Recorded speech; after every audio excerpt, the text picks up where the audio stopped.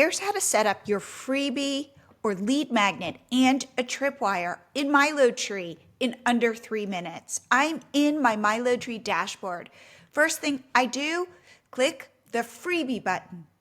Now I give my product a name and a short description. Save it. Next, I upload my digital file, my PDF, right into this box, and we will deliver this for you to your new subscriber. Next, I'm going to create my freebie opt-in page. Watch how magical this is. I just click this button, create freebie page. Using ChatGPT and our prompts, you now have a fully optimized opt-in page. You can edit it however you like.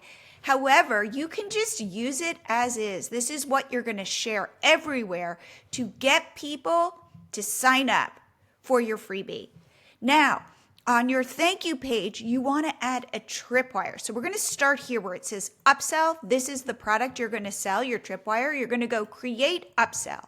From the products you've set up on MiloTree, you're going to pick the one you want. Save it. You can add a discount to this product if you'd like. And now on your thank you page, this is after somebody subscribes. Again, you can edit this, but here is your Tripwire right there, ready for people to buy.